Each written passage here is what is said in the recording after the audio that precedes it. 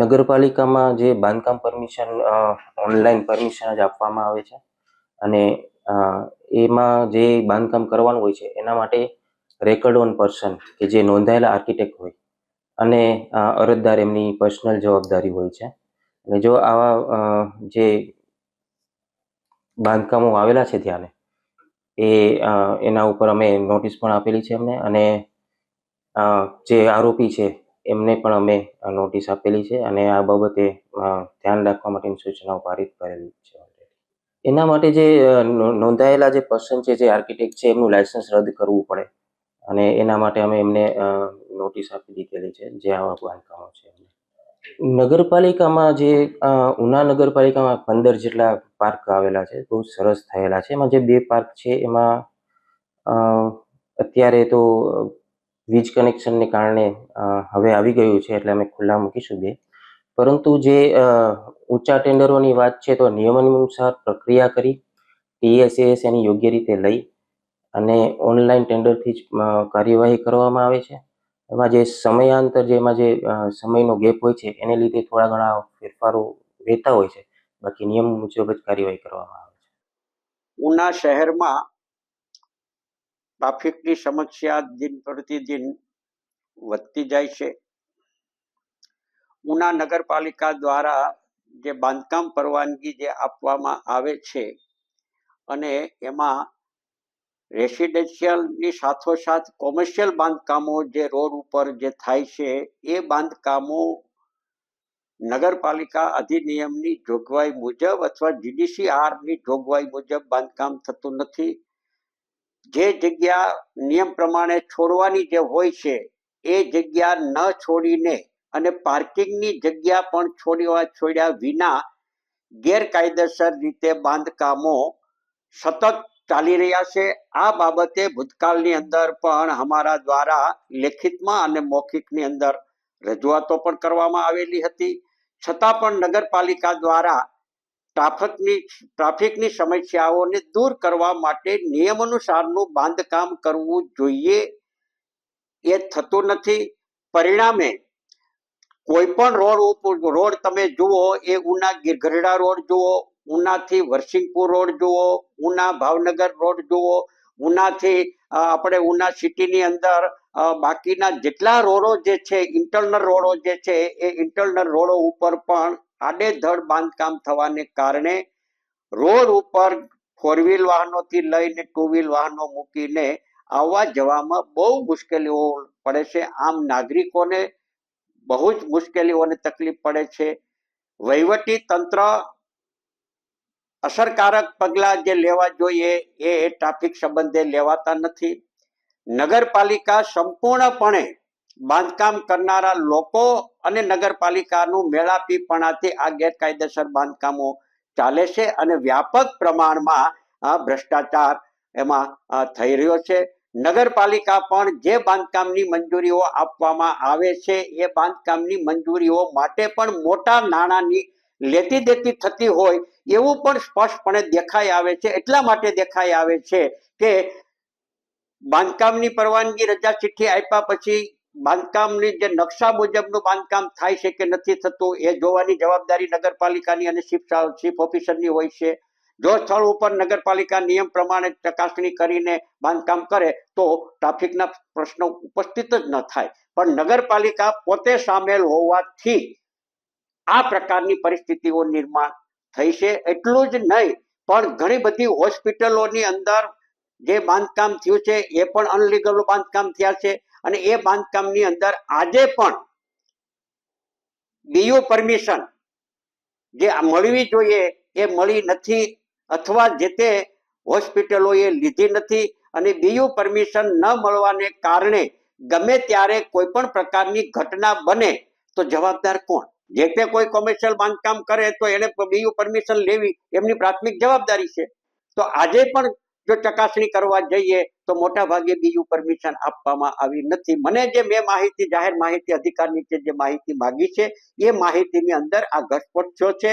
એમાં દાખલા તરીકે કહેવાય તો એપેક્સ જે હોસ્પિટલ છે તો એ હોસ્પિટલની જે માહિતી આવી છે એ માહિતીની અંદર આજની તારીખે એમને BU પરમિશન આપવામાં આવી નથી. હવે જો બીયુ પરમિશન નથી તો આ હોસ્પિટલ ગેરકાયદેસર ચાલે છે, તો એનો જવાબદાર કોણ? નગરપાલિકાએ એની સામે તાત્કાલિક અસરથી કડક પગલાઓ લેવા જોઈએ. કોઈ પણ બીયુ પરમિશન વિનાનું બાંધકામ કરેલું હોય અને બીયુ પરમિશન ન લીધું હોય તો એ વાપરી શકતા નથી. એને તાત્કાલિક અસરથી તાળા મારવા પડે, એની સામે ગેરકાયદેસરની કાર્યવાહી કરવી પડે. એ નગરપાલિકાની રિસ્પોન્સિબિલિટી છે, નગરપાલિકાની જવાબદારી છે. પણ નગરપાલિકાના ચીફ ઓફિસર સંપૂર્ણપણે વહીવટી રીતે નિષ્ફળ ગયા અને એ પોતે પણ ભાગીદાર હોય અને નગરપાલિકાના પદાધિકારીઓ ભાગીદાર હોય એ પ્રકારનો વહીવટ ઉના નગરપાલિકા દ્વારા અત્યારે ચાલી રહ્યો છે. એટલું જ નહીં, પણ જાહેર માહિતી અધિકાર નીચે જે બીજી કામગીરી ચાલે છે ઉના શહેરના ડેવલપ માટે, એ રોડની કામગીરી હોય, બગીચાની કામગીરી હોય, ટાઉન હોમની કામગીરી હોય અને એની સાથોસાથ યોગા કેન્દ્રની કામગીરી હોય અથવા સીસી રોડ હોય, બ્લોકની કામગીરી હોય, વોટર ડ્રેનેજની કામગીરી હોય, આ બધા કામો નગરપાલિકા દ્વારા જે કરવામાં જે આવી રહ્યા છે એમાં પણ મોટા ભાગે નાણાકીય ભ્રષ્ટાચાર આચરવામાં આવતો હોય એવી હકીકત રેકર્ડ આધારિત મળી છે. એ પણ હું આપના ચેનલના માધ્યમ દ્વારા ઉના શહેરના નાગરિકોને પણ હું જણાવવા માંગુ છું કે મેં જે માહિતી માંગી છે અને એમાં જે ઉના ડેવલપમાં જે કામગીરી કરવામાં જે આવી છે એમાં ખાસ કરીને સાજણનગરમાં લેન્ડસ્કેપિંગ ગાર્ડન બનાવવા માટેના કામના ટેન્ડરો બહાર પાડવામાં આવેલા અને એ ટેન્ડરોની બહાર પાડવામાં આવેલા ત્યારે એની મૂળ કિંમત 70,78,281 રૂપિયાની હતી. એને બદલે જ્યારે જાહેરાત બહાર પાડીને ટેન્ડર બહાર પાડ્યું, હવે એ ટેન્ડર બહાર પાડ્યા ત્યારે 73,96,803.65 એટલે 4.50% કરતા ઊંચા ભાવે આ ટેન્ડર નગરપાલિકા દ્વારા મંજૂર કરવામાં આવ્યું. હવે એ મંજૂર કર્યા પછીની આખે એમાં મંજૂર કર્યા તો 3,18,522 રૂપિયાનો વધારાનો ચૂકવવામાં આવ્યું છે. હવે નગરપાલિકાના જે SOR ના ભાવો જે છે એ તો નવા SOR ના ભાવો છે. હવે નવા SOR ના ભાવો હોવા છતાં પછી ઊંચો ટેન્ડર મંજૂર કરવાનું કારણ શું? અને નગરપાલિકાને પોતાને અધિકાર છે અને અધિકારની રૂએ એની જે સ્ટેન્ડિંગ કમિટી જે છે એ કમિટીની અંદર આ પ્રકારમાં ભાવો ઊંચા કરીને 3 લાખ કરતા વધુ રકમની ચૂકવણી જે તે એજન્સીને કરવામાં આવી છે. એવી જ રીતે નગરપાલિકાની ટીપી સ્કીમ નંબર 2 ના શિશુ ભારતી સ્કૂલની બાજુમાં લેન્ડસ્કેપિંગ એટલે ગાર્ડન બનાવવાનું કામ. હવે એ ગાર્ડન બનાવવાના કામમાં કુલ રકમ 88,28,975 ની હતી. એની સામે 92,08,620 રૂપિયા ને 0.93 એટલે 4.4% ઊંચા ભાવે ટેન્ડર મંજૂર કરીને ચિંતામણી કન્સ્ટ્રક્શન કરીને કોઈ ઉનામાં જે છે પબ્લિક ગાર્ડન પાસે એનું ટેન્ડર મંજૂર કરી અને એને 3,79,645 એટલે ભાવ કરતા 4.5% ઊંચું ટેન્ડર મંજૂર કરીને કોન્ટ્રાક્ટરને ફાયદો કરાવવા માટે નું મંજૂર કરવામાં આવ્યું. એવી જ રીતે નગરપાલિકા ટીપી સ્કીમ નંબરના ફાઇનલ પ્લોટ 190 ની અંદર જમીનમાં આવેલ સ્મશાનમાં બેઠક વ્યવસ્થા તથા સુધારા વધારા કરવાના કામના ટેન્ડરો 20,90,026 ની રકમ હતી. એની સામે એમણે 9.75% ઊંચા ભાવે મંજૂર કરીને 27,32,804 મરામતનું કામ અને ખાલી સુધારા વધારાના કામમાં પણ ઊંચા ભાવો આપવામાં આવ્યા છે. એટલે એ 2,42,778 રૂપિયા જેટલી રકમ વધારાની ઊંચા ભાવ મંજૂર કરીને કરવામાં આવ્યા છે. એની સામે નગરપાલિકાના યોગા કેન્દ્રમાં ઇન્ટરિયર ઇલેક્ટ્રિક અને સાઉન્ડ સિસ્ટમ ફિટ કરવાના કામના ટેન્ડરો નગરપાલિકા દ્વારા બહાર પાડવામાં આવેલ હતા. હવે એની મૂળ કિંમત જે હતી અંદાજિત એ 80,01,82 હતી. તેની સામે નગરપાલિકાએ મંજૂર કર્યું છે 71,73,347.22 પૈસા એટલે કે 19.11% ઊંચા ભાવે આ ટેન્ડર મંજૂર કર્યું. ખાલી યોગા કેન્દ્રની અંદર ઇલેક્ટ્રિક અને સાઉન્ડ સિસ્ટમ ફિટ કરવાના 19.11% ઊંચા ભાવ મંજૂર કરીને 15,28,835 રૂપિયા એટલે વધારાના મંજૂર કર્યા. નગરપાલિકાએ ઊંચા ભાવના મંજૂર કર્યા છે. એની સાથોસાથ ત્યારબાદ બાકીના જે કામો જે મંજૂર કર્યા છે કામ છે એમાં પણ નગરપાલિકા દ્વારા ટીપી સ્કીમના ફાઇનલ પ્લોટ 197 સ્પોર્ટ્સ કોમ્પ્લેક્સ જે બનાવવામાં જે આવ્યું છે એના ટેન્ડરો જે બહાર પાડવામાં જે આવ્યા છે એ ટેન્ડરોની અંદર પણ મૂળ કિંમત 1,44,95,723 હતી. તો એમાં પણ 9.50 એટલે 9.5% ઊંચા ટેન્ડર મંજૂર કરીને 1,62,1,207 રૂપિયામાં આ ટેન્ડર મંજૂર કર્યું અને એમાં વધારાનો જે ભાવ ઊંચા ભાવે આપ્યા છે એ 14,05,584 રૂપિયાનું ઊંચા ભાવે ટેન્ડર મંજૂર કર્યું. ત્યારબાદ ઉના નગરપાલિકાના 80 ફૂટ રોડ ઉપર રેલવે ફાટક સુધી સીસી રોડ બનાવવાનું ના કામના ટેન્ડર બહાર પડ્યા. હવે સીસી રોડના અંદર તો જે કાંઈ હોય એ તો ભાવોભાવથી કરવામાં આવે તો પણ 10 થી 20% છે. જે કોઈ એજન્સી હોય એને 20% એમાં નફો મળતો હોય છે. 100% કામ કરે તો પણ 20% નફો મળતો હોય છે. એને બદલે આ ટેન્ડરની અંદર કુલ 38,06,284 નું ટેન્ડર હતું. એની સામે 9.75% ઊંચા ભાવનું ટેન્ડર મંજૂર કરીને એટલે કે 41,77,396 રૂપિયા કુલ મંજૂર કર્યા અને 3,71,122 વધારાના પૈસા ચૂકવવામાં આવ્યા. ત્યારબાદ નગરપાલિકા વેરાવળ રોડ થી ભીમપરા સુધીના 80 ફૂટના રોડમાં આરસીસી રોડ બનાવવાના કામના ટેન્ડરો બહાર પાડ્યા અને એ ટેન્ડરોની અંદર પણ 3.5% ઊંચા ભાવે ટેન્ડર મંજૂર કરવામાં આવ્યા. કામની અંદર પણ સીસી રોડ મંજૂર કરવામાં આવ્યો. હવે સીસી રોડ અને આરસીસી રોડમાં શું તફાવત? આરસીસી ની અંદર કદાચ વધારામાં કદાચ લોખંડનો કદાચ એમાં ઉમેરો કદાચ કર્યો હોય એવું માનવાને કારણ રહે, પણ એમાં બહુ લાંબો ડિફરન્સ ના પડે. તો એ 4.5%, 9.75% એ મંજૂર કર્યું અને ત્યાર પછી જે સીસી રોડ જે મંજૂર કર્યો છે 1,68,85,713 રૂપિયાની સામે 3.5% ઊંચા ભાવ મંજૂર કરીને 1,74,76,709 ચિંતામણી કન્સ્ટ્રક્શન ને પણ વધારાના 5,90,996 રૂપિયાનું ચૂકવણું કરવામાં આવ્યું.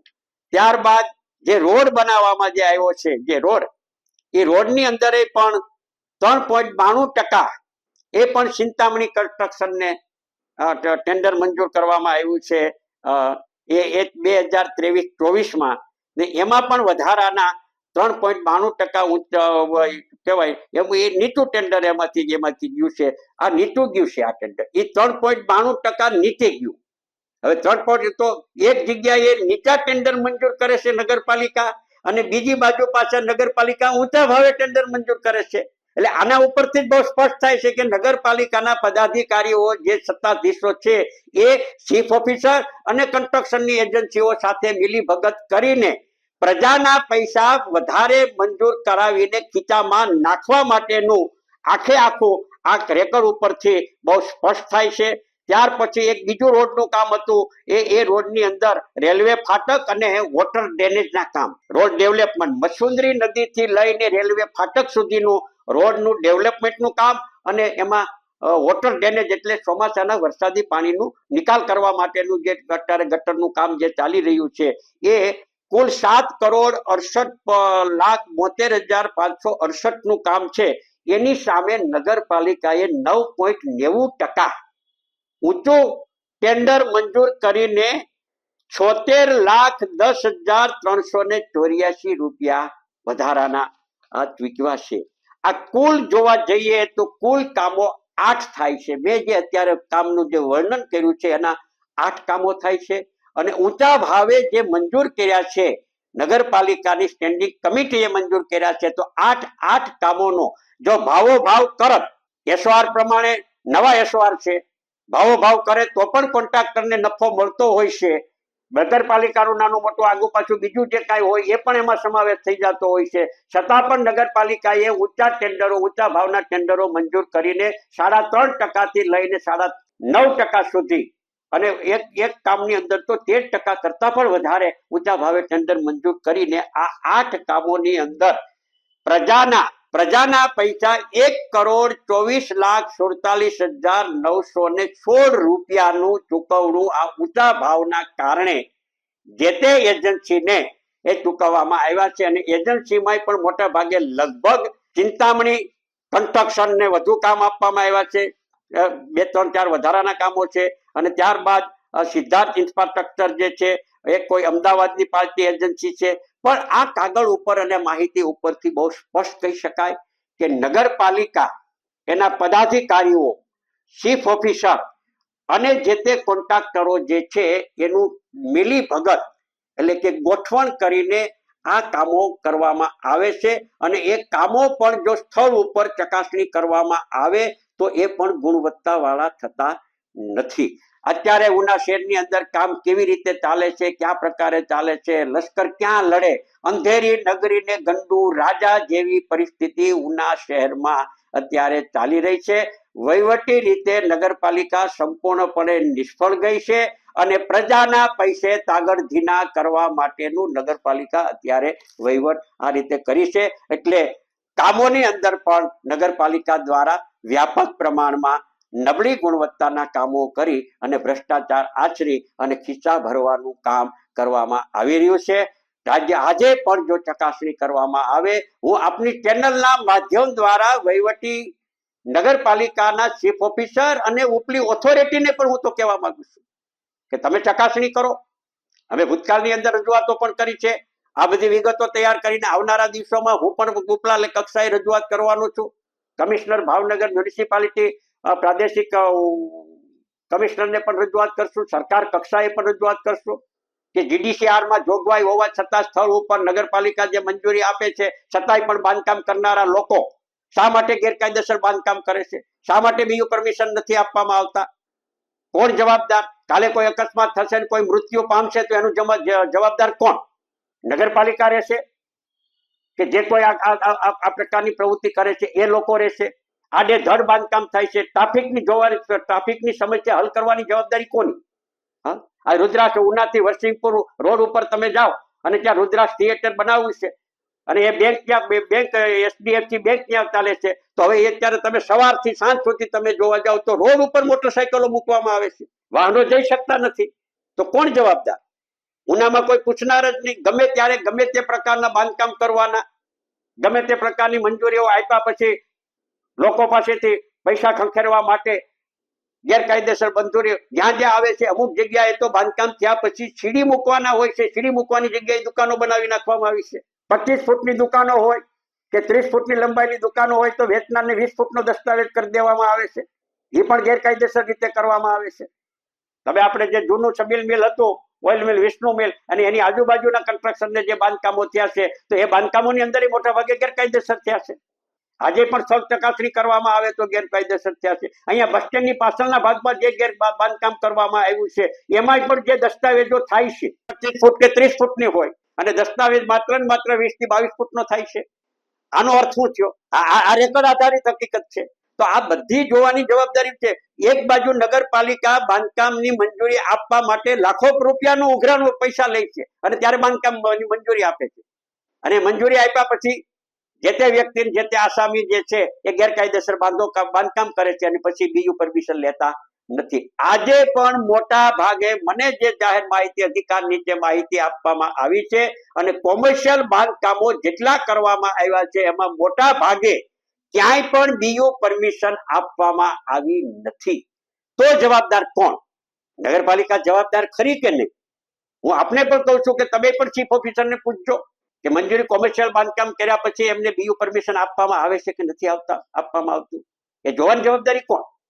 જે ઇન્ટરનલ રસ્તાઓ જે 6 મીટરના હોય છે, ક્યાંક 8 મીટરના હોય છે, ટીપી સ્કીમની અંદર જે રસ્તાઓ મૂકવામાં આવ્યા છે એ રસ્તાઓ બરાબર છે? આજે પણ તમે જુઓ, કોઈ પણ રસ્તો હશે અને એ રસ્તા ઉપર બાંધકામ તમે જોશો તો કોમન બાંધકામ હશે નહીં. એક બિલ્ડિંગ આગળ હશે, એ પછી એની બાજુનું બિલ્ડિંગ પાછું પાછળ હશે, એ પછી પાછા તમે આગળ જાઓ તો પાછું ત્રીજી બિલ્ડિંગ છે એ પાછું રોડ ઉપર હશે, પાછું ચોથું બિલ્ડિંગ એ પછી પાછું અંદરના ભાગમાં હશે. એ ઉના ગીરગઢડા રોડ ઉપર જોવા જાવ તો એક સૂત્રતા કોઈ પણ રોડ ઉપર એક સૂત્રતા નહીં હોય. એનો અર્થ એ થાય કે કોઈ પણ રોડ ઉપર એક સૂત્રતા નથી. કારણ કે એક રોડ ઉપર 25 મીટરની બાંધકામ રેખા આવતી હોય તો બધા બિલ્ડિંગોમાં 25 મીટર જ આવવું જોઈએ. એને બદલે ક્યાંક 25 આવે, ક્યાંક 20 આવે, ક્યાંક 18 આવે. જેને જ્યાં અનુકૂળતા હોય તે પ્રમાણે અને જે બાંધકામ કરે એ નગરપાલિકાના સત્તાધીશોની સાથે મિલીભગત કરી અને ગોઠવણ કરી અને રોકડા આપવાનો. અને હું તો બાંધકામ કરનારા લોકોને આપણી ચેનલના માધ્યમ દ્વારા હું કહેવા માંગુ છું, એક તો બાંધકામની પરવાનગી માટે તમે લાખો રૂપિયા લાંચ આપો છો અને એ પૈસા આપ્યા પછી તમારું બાંધકામ તો પાછું કાયદેસર તો છે જ નહીં. તમારું તો સ્થળ ઉપર તો ગેરકાયદેસર જ બાંધકામ રહેશે. તો ભવિષ્યમાં જે કોઈ પરિસ્થિતિ નિર્માણ થાય એનું જવાબદાર કોણ?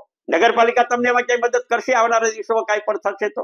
આ બધી જગ્યાએ શહેરોની અંદર અત્યારે બુલડોઝરો ચાલે છે, તો આવનારા દિવસોની સંભવ છે કે ઉના શહેરમાં પણ બુલડોઝર આવે.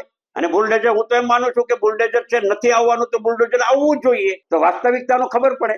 તો આ પ્રકારે મેં અત્યારે જે વિગતો રજૂ કરી છે એ નગરપાલિકાની અંદર જાહેર માહિતી અધિકાર નીચે મેં મેળવેલી માહિતીના આધારે મને નગરપાલિકાએ જે રેકોર્ડ જે આપ્યો છે એ રેકોર્ડને આધારે હું આ હકીકતો છે એ લોકો સમક્ષ આપના ચેનલના મીડિયાના માધ્યમ દ્વારા હું મૂકું છું કે ઉના નગરપાલિકાની અંદર બેફામપણે ભ્રષ્ટાચાર, બેફામપણે આડેધડ બાંધકામો, બેફામપણે સત્તાધીશો પોતાની અનુકૂળતા મુજબ કોઈ લોકો રજૂઆત ન કરી શકે, વાત ન કરી શકે, નગરપાલિકામાં જઈ ન શકે અને બીજી બાજુ પાછા વેરા ઉઘરાવવા તો ટાઈમસર દુકાને પાછા આવી જાય છે.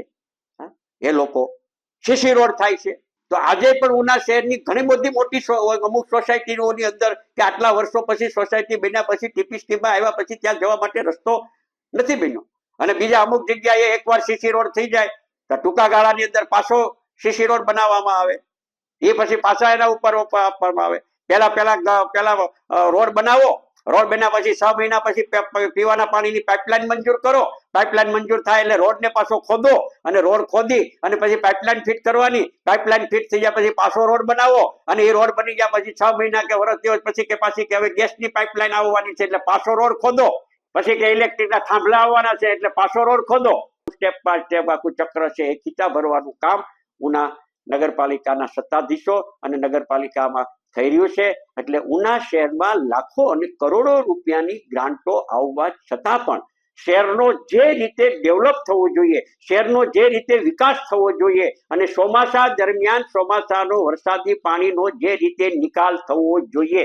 ગત ચોમાસાની અંદર તમે થાઈ બજારથી લઈને કે બીજી બજારોની અંદર તમે જુઓ અને જેટલા મેઇન રોડ બનાવ્યા છે તો એમાં આપણે પ્રાંત કચેરીથી લઈ અને જેટલા મુખ્ય માર્ગો જે છે બધા ઉપર ગોઠણ સુધી પાણી ભરાયેલા હતા. અને પાછા નગરપાલિકાના સત્તાધીશો છે એ ફોટા પડાવવા માટે પાછી ગટર સાફ કરવા માટે એના ફોટા પડાવે, પાણીનો નિકાલ કરવા માટેનું. એટલે ભલા માણસ કુદરતી રીતે વરસાદ જે આવે એ પાણીનો નિકાલ કરવાની જે વ્યવસ્થા જે છે એ ડ્રેનેજ વ્યવસ્થાથી થાય, પણ ચોમાસામાં દર ચોમાસે ભરાય છે. એના વિડીયો પણ આપી શકાય, મારી પાસે છે. ગોઠણ સુધી ગાડી ન ચાલી શકે, ફોર વ્હીલ ન ચાલી શકે. આ ડિસ્ટ્રિક્ટ કોઓપરેટિવ બેંકનું પેલા હતું ખાતું, આપણે બગીચા પાસેથી તમે અંદરમાં જાઓ, ગની માર્કેટ બાજુ જાઓ તો ત્યાં દર વખતે પાણી ભરાય છે. આ પ્રાંત કચેરી બાજુ જાઓ તો ત્યાં પાણી ભરાય છે. કયો વિસ્તાર એવો બાકી છે કે ત્યાં પાણી ભરાતું ના હોય? ઉના પોલીસ સ્ટેશનની બાજુમાં તમે જાઓ, મેઇન રોડ જે છે એ મેઇન રોડ ઉપર પાણી ભરાય છે. તો આટલા વર્ષો સુધી નગરપાલિકામાં એક હતું બીજેપીનું શાસન હોવા છતાં પણ પ્રાથમિક સુવિધાઓ અને જે લોકોને મુશ્કેલી પડે એ નિવારવામાં નગરપાલિકા નિષ્ફળ શા માટે ગઈ છે? શા માટે લોકો પોતાનો અવાજ ઉઠાવી શકતા નથી? લોકોને મુશ્કેલીઓ પડે છે, પીડાઓ છે, સમસ્યાઓ છે, છતાં લોકો રજૂઆત કરી શકતા નથી. આ વાસ્તવિક પરિસ્થિતિ છે અને એ વાસ્તવિક પરિસ્થિતિ છે ત્યારે લોકોની અપેક્ષાઓ અને આકાંક્ષાઓ પરિપૂર્ણ કરવામાં નગરપાલિકા સંપૂર્ણપણે નિષ્ફળ ગઈ છે.